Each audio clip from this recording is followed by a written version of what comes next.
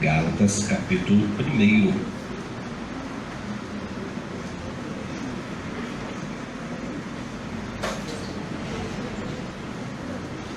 Podemos? Vê se tem alguém do lado que ainda está procurando. Alguém que está procurando ainda não encontrou. Amém. Obrigado, Breno. Paulo, apóstolo, não da parte de homens, nem por intermédio de homem algum, mas por Jesus Cristo e por Deus Pai, que o ressuscitou dentre os mortos.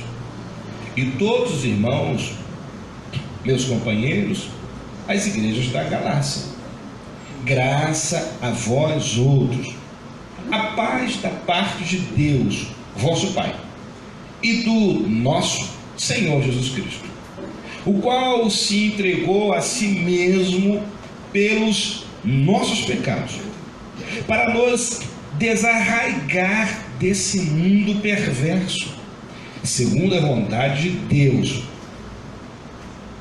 nosso Deus e Pai, a quem seja a glória pelos séculos dos séculos. Amém.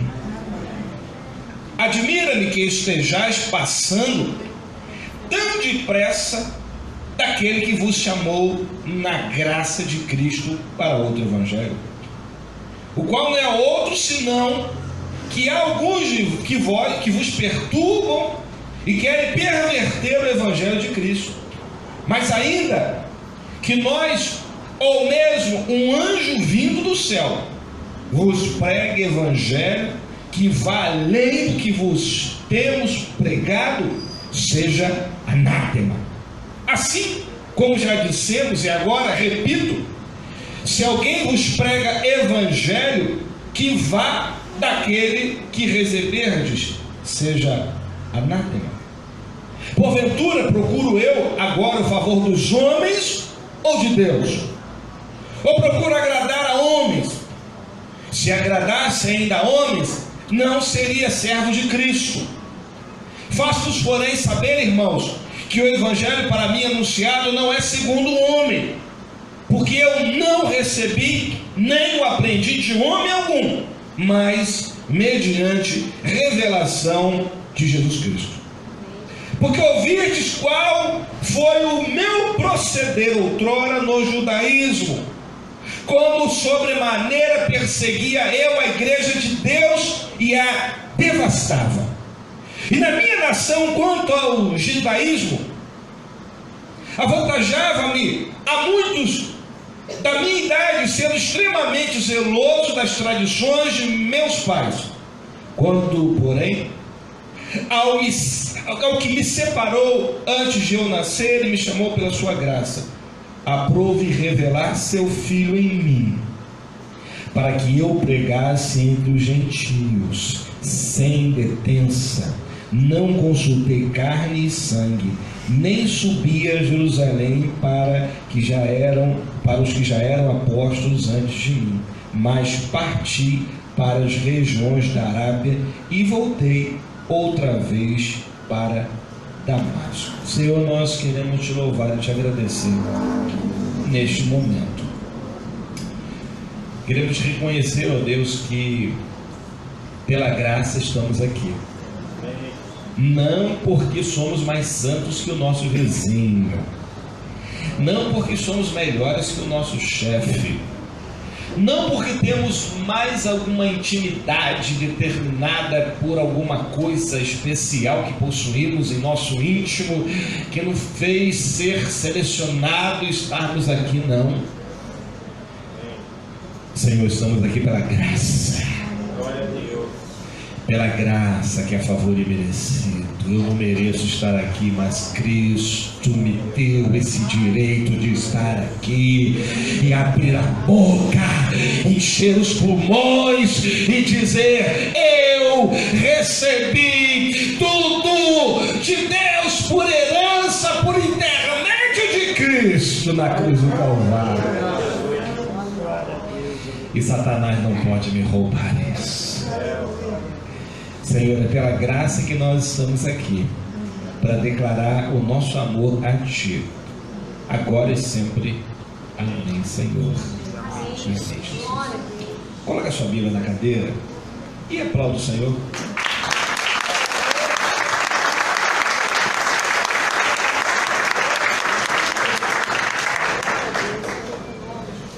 A Bíblia, ela muitas vezes, e aliás, na grande maioria das vezes, se não todas, ela, quando nós lemos os textos bíblicos, é impossível você não... Isso se você não fizer uma leitura com olhos espirituais, uma leitura crítica também. Porque olha, se você pegar a Bíblia e ler, por ler, vai ser como alguém que abre um livro de autoajuda, um livro de versículos das mais variadas religiões ou teses e coisas do tipo. Mas a Bíblia você tem que ler, eu já falei isso várias vezes aqui. A Bíblia é o único livro que você lê que o autor está do seu lado. A Bíblia é o único livro que, se você ler, observar, olhar para as letras, você vai ter a sensação que elas estão saltando aos seus olhos, e você está conseguindo enxergar, não com os olhos materiais, coisas que os olhos humanos não são capazes de entender, porque a grande questão, o grande mistério, não é aquilo que está na letra, mas sim o que está por trás da letra da Bíblia, o contexto do que está sendo dito. Se você ler a Bíblia e ler o texto, vai ficar vazio. A Bíblia sempre nos confere essa condição de entender não só o que Deus está falando diretamente conosco, mas o contexto em que aquilo foi escrito. Você vê que nos livros, nas epístolas de Paulo, e as epístolas são cartas. A diferença da carta propriamente dita para a epístola de Paulo é que a carta carrega uma mensagem. E a epístola, ela não só carregava uma mensagem de Paulo, como ela carregava um ensinamento, uma doutrina, uma conduta segundo a vontade de Deus. E das cartas paulinas, você sempre verá Paulo começando com uma saudação, Paulo comentando, Paulo agradecendo, Paulo falando alguma coisa para aqueles que estão vendo, lendo. A graça do Senhor seja convosco, Deus abençoe, logo no início. E logo aqui, Paulo já começa esse primeiro capítulo já dizendo quem ele era. Mas todo mundo sabia quem era Paulo. As pessoas conheciam quem era Paulo. E principalmente quem estava na Galácia. Aos Gálatas, o pessoal que estava na Galácia, eles conheciam, sabiam quem era Paulo. Mas a Bíblia fala que chega um momento ali na história daquele povo, que chegam alguns judeus, que chegam algumas pessoas mal intencionadas, e as pessoas já haviam recebido ensinamentos de Paulo, as pessoas já haviam recebido a palavra de Deus através de Paulo, e começaram a falar: olha, essa visão que Paulo está trazendo para vocês é uma visão muito superficial, é uma visão muito simplória, e nós somos provenientes de Jerusalém, nós temos algumas ideias revolucionárias, nós temos alguns métodos de buscar intimidade com o Senhor, existem algumas técnicas, existem algumas formas especiais, e esse evangelho que Paulo prega é um evangelho muito simplório. E aqui vale uma observação, eu digo sempre, irmãos, o evangelho é a coisa mais simples possível que pode o homem conhecer. A Bíblia fala: crê no Senhor Jesus e será salvo, tu e a tua casa. A Bíblia fala: quem crê for batizado será salvo. Tem coisa mais simples do que isso, meu irmão. E vale essa palavra também para os nossos irmãos que vão se batizar na quinta-feira. O evangelho é a coisa mais simples do mundo. Eu costumo comparar o evangelho com feijão e arroz. É simples, mas te alimenta. É simples, mas te sustenta. É simples, mas é capaz de te dar a energia suficiente para você caminhar. Mas o homem que tem uma visão de poder, que tem uma visão de domínio, que tem uma visão de querer ser mais do que realmente é, ele quer colocar a cereja no bolo, ele quer fazer alguma coisa para que o evangelho não seja de Cristo, mas seja o evangelho do homem. Você entende isso? E naquele momento, Paulo não dá salvação para ninguém, não. Hoje em dia a gente tem aquela coisa muito do amor, né? Olha, o evangelho que nós vivemos é o evangelho da graça. É tudo pela graça. Agora o homem, ele abusa um pouquinho dessa graça de Cristo. Aí a gente vê que o evangelho que antecedeu o evangelho da graça de Cristo era o evangelho de João, que João o Batista pregava, que era o evangelho do reino, era o evangelho da arrependei-vos, raça de víboras. João não tinha pena de ninguém. João não se preocupava com o que as pessoas fossem pensar. João tinha uma visão muito fixa, muito direta do que era o evangelho. O evangelho, meu irmão, é renúncia. Evangelho é abrir mão daquilo que a tua carne está te conduzindo para algum lugar, e você sabe que aquele lugar não vai te levar para um lugar bom, mas você está indo, e o evangelho é renunciar. Sabe o carro quando está com a direção ruim, ou então os pneus estão com problema? Se você solta o carro na estrada, se ele está legal, ele vai manter-se numa direção. Agora, se tiver algum problema, o que vai acontecer? Ele vai, chama de puxar para o lado. A carne e o espírito é exatamente esse processo. Se você deixar a carne te governar, ela automaticamente vai tirar você do caminho e vai levar você para fora daquilo que se chama caminho que conduz à salvação. Eu tenho que entender isso. E quando Paulo começa a falar, ele já começa a desconstruir a ideia de que aqueles homens estavam falando: ó, o pastor de vocês prega um evangelho muito simplório. O pastor de vocês não prega prosperidade. O pastor de vocês não prega que você, se passar numa agência de carro e botar a mão no carro, aquele carro vai ser seu. O pastor de vocês não prega o apostolado. O pastor de vocês não prega o ano apostólico. Aí Paulo começa a falar: olha aqui, eu sou apóstolo, e não foi o homem que me colocou como apóstolo. Eu não sou por parte de homens, nem por intermédio de homem algum. Ele faz questão de dizer: mas por Jesus Cristo e por Deus Pai, que ressuscitou dentre os mortos. Paulo falava com alguém que tinha autoridade, não do Sinédrio, não de Roma, não de Jerusalém, mas Paulo tinha autoridade que vinha de Cristo.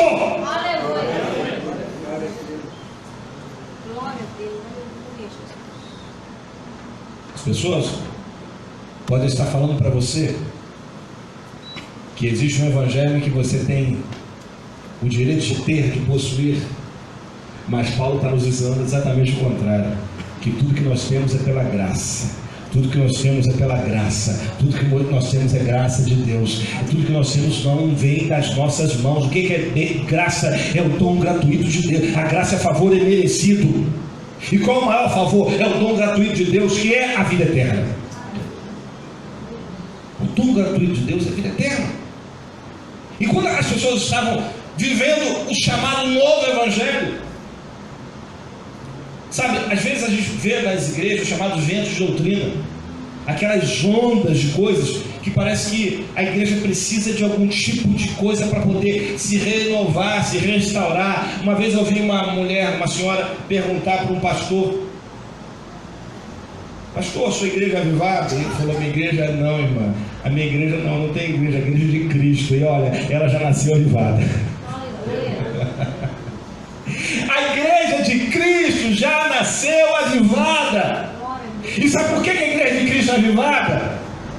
Não é porque tem um candelabro, não é porque tem um tapete de sal grosso, não é porque tem ritos judaizantes. A gente vê muitas vezes, irmãos, as pessoas parecem que estão voltando ao tempo e trazendo ideais. Olha, eu não estou aqui querendo pregar contra isso ou coisa parecida, mas nós estamos e nós precisamos entender que naquele tempo existiam símbolos e tipos. Existe até um livro interessante para você ler, e vai uma dica de professor: Sombras e Tipos da Bíblia, da CPAD, se não estiver enganado, é do Cláudio Honor Correia de Andrade. Sombras e Tipos da Bíblia. E você vai entender que até a vinda de Cristo, Deus fazia se manifestar através de figuras, de tipos, de símbolos. Quando Cristo vem, isso tudo acaba. Eu não preciso de símbolo algum, porque eu tenho o próprio Cristo, que aquele símbolo representava antes dele vir à terra.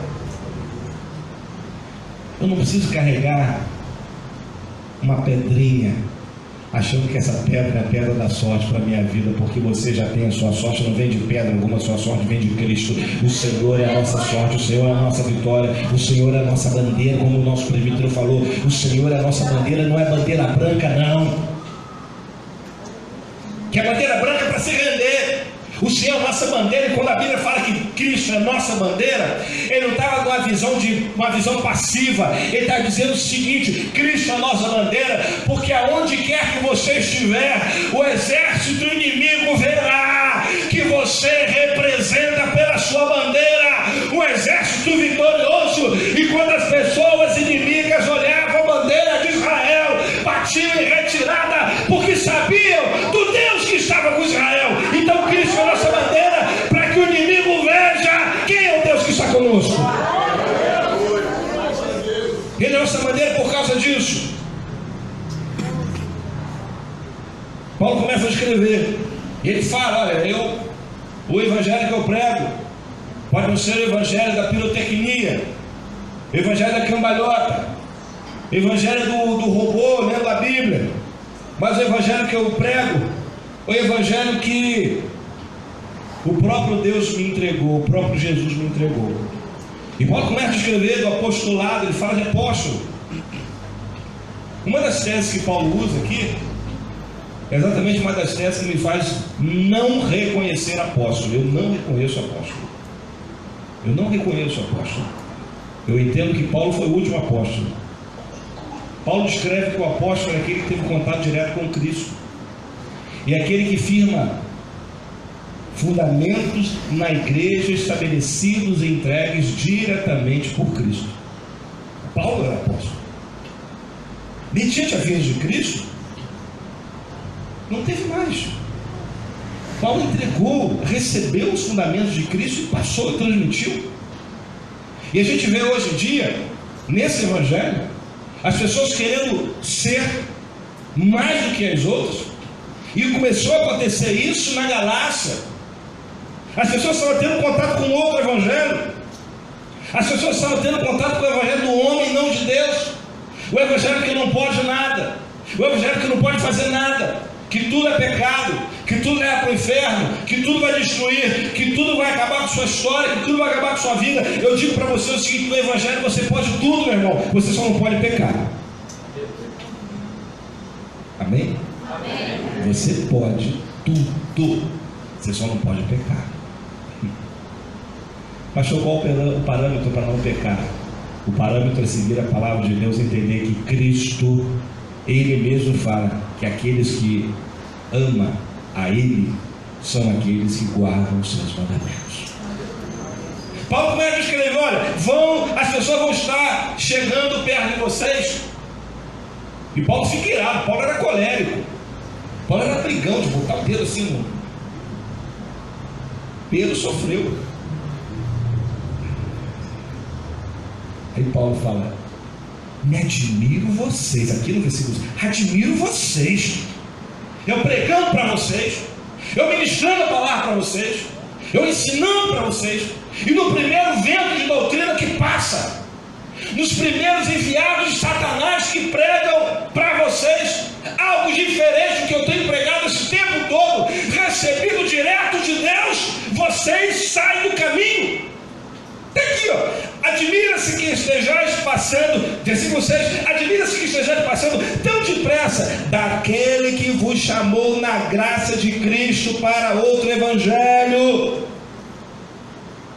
o qual não é outro senão que alguns de vós perturbam e querem perverter o Evangelho de Cristo. A Bíblia fala, meu irmão, desde aquela época, que iriam surgir pessoas enviadas por Satanás para tentar desvirtuar a palavra de Cristo. Gente que estaria criando engodo, gente que estaria criando pessoas nas igrejas, pessoas doentes, porque vêm para a igreja e não conhecem a libertação que vem de Cristo. Por causa disso também, eu falo isso porque sempre alguém me pergunta no canto: pastor, você não acredita em cura interior? Eu acredito na única cura interior que pode acontecer. É aquela cruz que foi gerada, aquela cura que foi gerada na cruz do Calvário, que um dia nos curou. O sangue de Cristo nos purifica de todo pecado. A Bíblia não fala o sangue de Cristo nos purifica de alguns pecados. A Bíblia não fala o sangue de Cristo nos purifica de alguns pecados que você não tiver doado a sua casa para a igreja. O sangue de Cristo vai purificar você se você doar o seu carro. O sangue de Cristo vai purificar você se você fizer uma penitência. O sangue de Cristo vai purificar você se você fizer sei lá o que. Um mês sem tomar banho.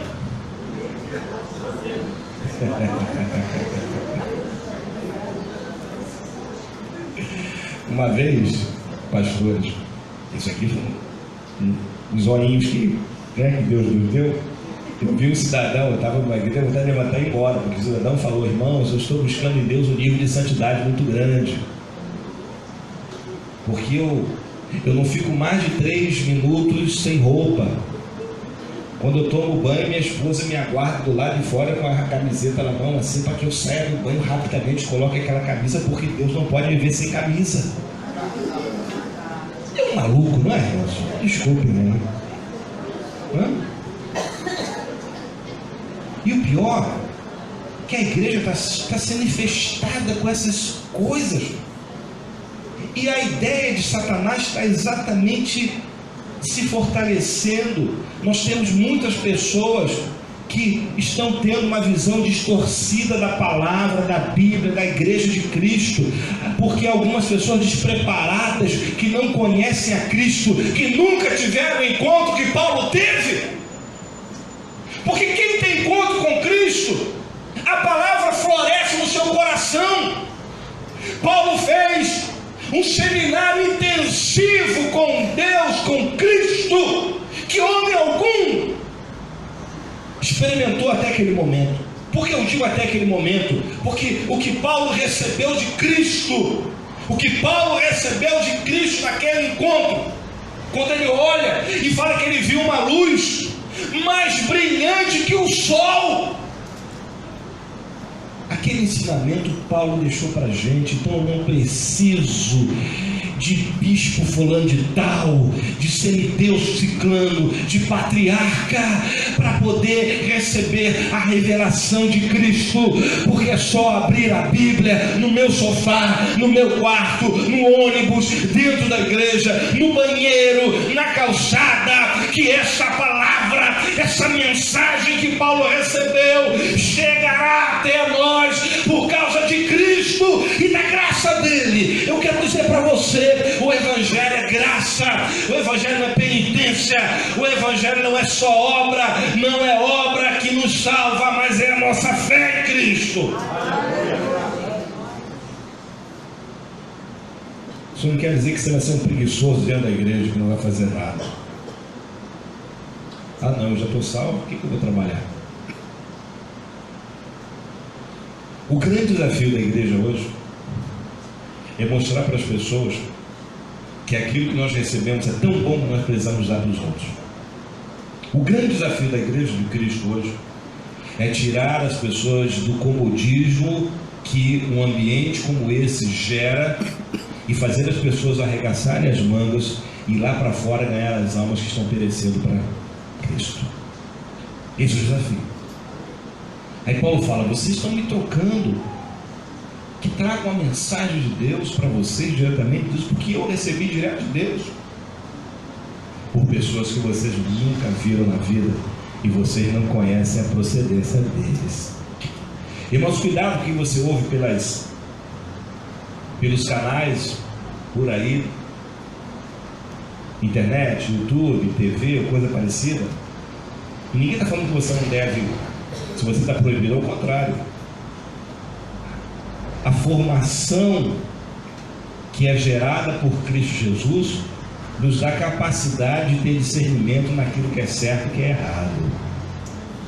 Paulo vai mais, olha, ele fala o seguinte: mas ainda de nós, ou mesmo um anjo, olha o que ele diz: um anjo vindo do céu vos prega evangelho, diferente do que vos tenho pregado, eu digo que esse evangelho é maldição. Irmãos, existem pessoas que estão vivendo o evangelho de destruição, de maldição. É uma vida miserável. É gente que não experimenta a prosperidade de Deus, o milagre de Deus, a bênção de Deus. Eu sempre gosto de lembrar que prosperidade nada tem a ver somente com dinheiro. Prosperidade é a alegria de saber que Deus está suprindo tudo na sua vida. Você viu o que o irmão ministrou aqui, falou? Ele está contando um testemunho. E por que esse irmão está contando esse testemunho? Porque um dia foi pregada uma palavra aqui nesse lugar, e ele tomou posse dessa palavra e falou: Senhor, eu quero essa palavra para a minha vida. E toda vez que nós oramos a Deus e lembramos a Deus da palavra que um dia Ele deixou para a gente, a Bíblia fala que Deus ouve a nossa oração. Quando Salomão edificou o templo, Salomão fez Deus prometer, falou: Senhor, me promete que todo homem que orar, lembrando do santo templo, voltado para o santo templo, Senhor, tu vai guardar, tu vai livrar, tu vai abençoá-lo. Aí Deus fala: sim, meu filho, eu te prometo. E mais à frente, o próprio Jonas, no ventre do grande peixe, começa a orar a Deus e lembra da promessa que Deus fez a Salomão: Senhor, será que eu tornarei a ver o teu santo templo? Ele estava lembrando a Deus a promessa que Deus fez ao servo dele.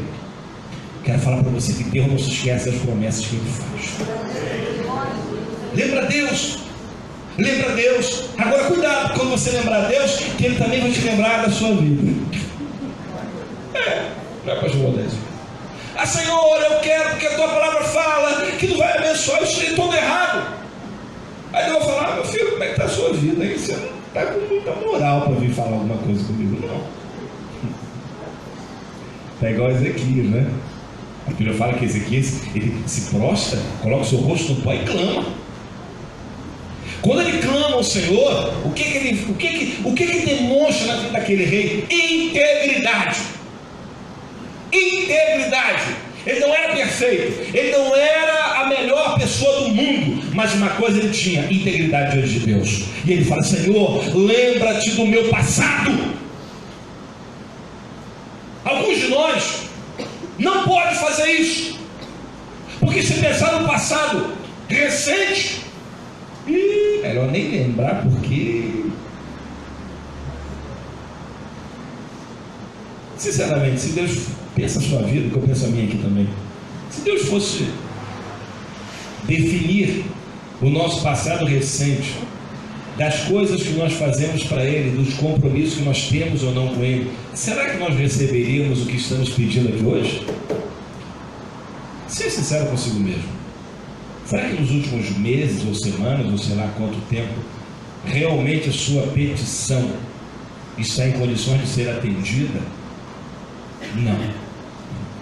Mas eu falo para você, e essa é a mensagem desse momento que nós temos aqui: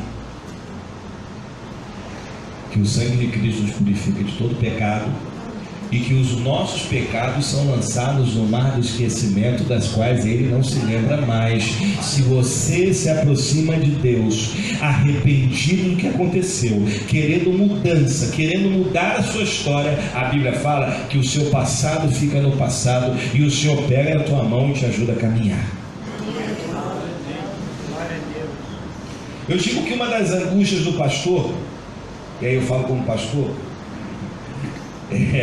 é uma das angústias de Jeremias, por exemplo, Ezequiel também, de certa forma, mas especificamente quando ele fala quem deu crédito à nossa pregação.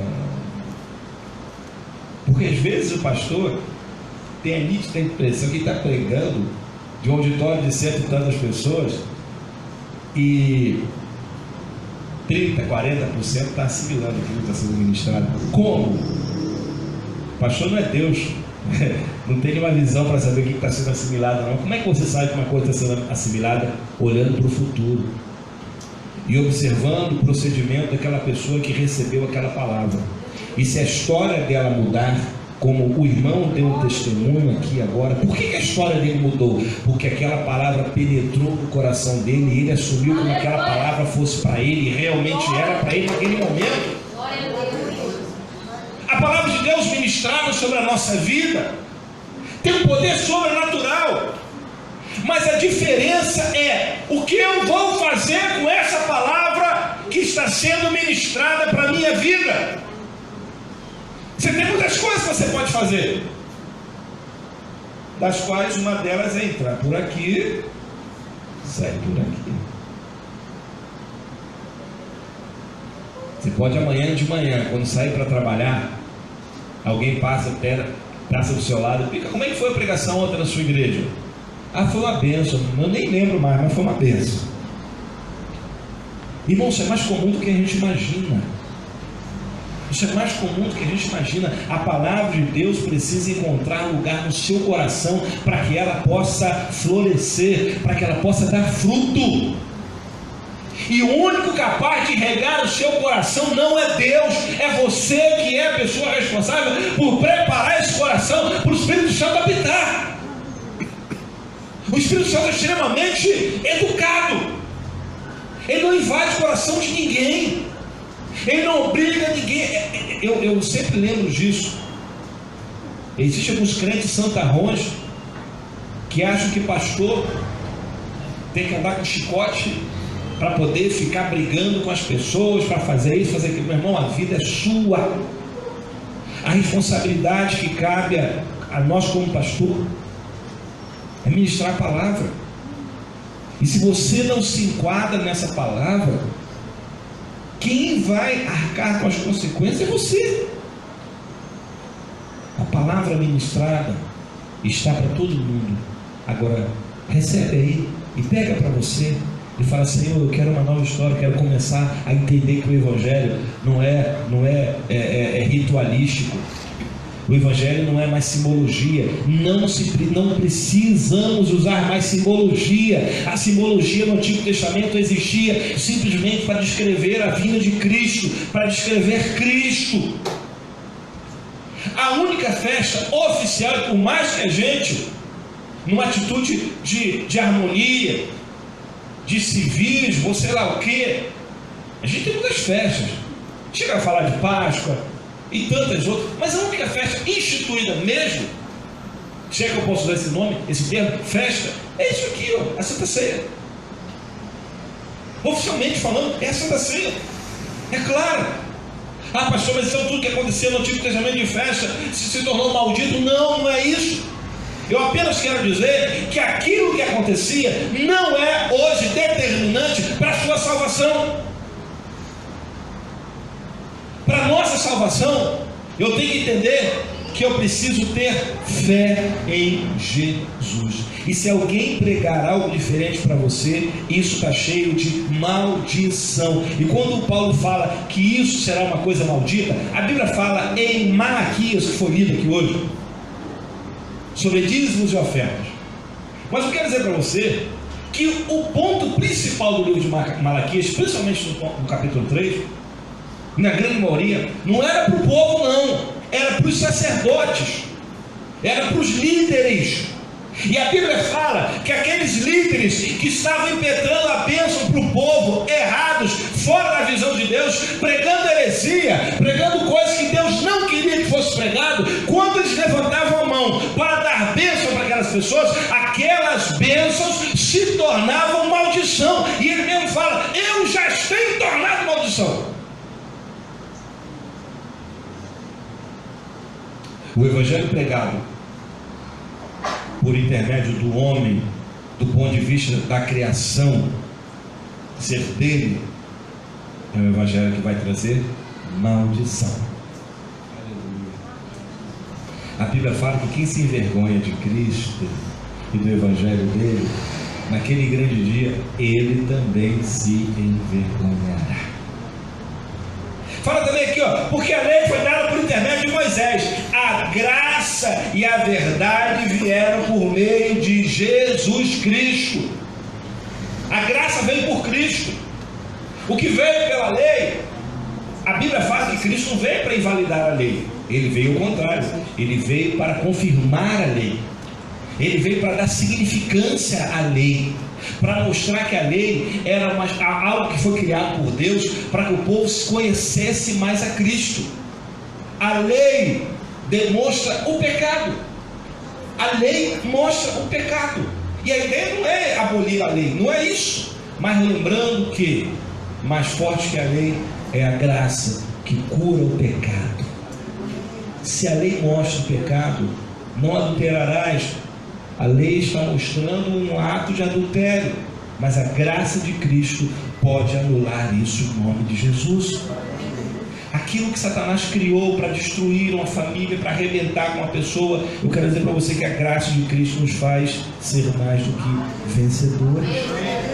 Aleluia! No versículo 16 do capítulo 5 de Gálatas também, eu vou ler para ser rápido. Digo, porém, andai no Espírito e jamais satisfareis a concupiscência da carne. Andai no Espírito e jamais satisfareis a concupiscência da carne. Se eu ando no Espírito, a carne não encontra lugar. Se eu ando no Espírito, a Bíblia fala que existem coisas que só quem anda no Espírito consegue enxergar. Daí alguns irmãos ou algumas irmãs que falam, é comum às vezes algum irmão falar: poxa, pastor, a minha esposa parece que tem uma clara evidência, que tudo que ela fala acontece, porque Deus parece que... Não, Deus fala com ela porque ela está andando no Espírito. Talvez você não esteja andando no Espírito, porque a Bíblia fala que as pessoas, os homens espirituais, verão coisas espirituais. As coisas são reveladas a quem tem olhos espirituais. Quem não tem olho espiritual não vai enxergar aquilo que está para acontecer na sua vida, aquilo que está à sua frente, não vai entender o que Deus está fazendo. Por fim, 17, porque a carne milita contra o Espírito e o Espírito contra a carne, porque são opostos entre si, para que não façais o que porventura seja do vosso querer. Evangelho é renúncia. Amém? O que sua carne gostaria de estar fazendo agora? Meu irmão, muitas coisas. Mas sabe o que aconteceu? Hoje, aqui, aconteceu um fenômeno sobrenatural. Qual foi? A sua carne foi vencida pelo Espírito. Você venceu a sua carne, que mandou você ficar em casa, que você estava cansado e amanhã é segunda-feira e tem que acordar 4 da manhã para trabalhar, que mandou você ficar em casa, que tinha um programa muito bom, que mandou você ficar em casa, que tinha um jogão, Flamengo ganharia do Botafogo. Não vale nem a pena, né, ficar, porque está uma tristeza danada esse Flamengo. É uma decepção. Para você ficar em casa, que você vai ficar do lado de um irmão que de repente passou por você e não falou com você, e você está remoendo isso contra o irmão há meses. E parece que Satanás é tão sujo que está botando o irmão do teu lado todo culto. Não é Satanás não, meu irmão, é Deus, para que você possa se consertar com ele. A gente não entende com as coisas que Deus faz e acabamos colocando a culpa no capeta, quando é Deus que está trabalhando. Digo para você, meu irmão, nada acontece na nossa vida sem que Deus permita. A minha vida não vive sob a influência da vontade do inimigo, mas vive sob a influência e vontade de Deus. Aconteceu alguma coisa, eu bati com o meu carro, Satanás destruiu o meu carro. Meu irmão, está repreendido, sabe o que? Foi permissão de Deus, alguma coisa Deus queria me ensinar com aquilo. Eu tenho que entender isso. ainda que as coisas mais difíceis estejam acontecendo, Deus está querendo me dar algumas lições que talvez eu ainda não tenha compreendido, mas certamente quando eu me submeter à vontade dele, eu vou entender.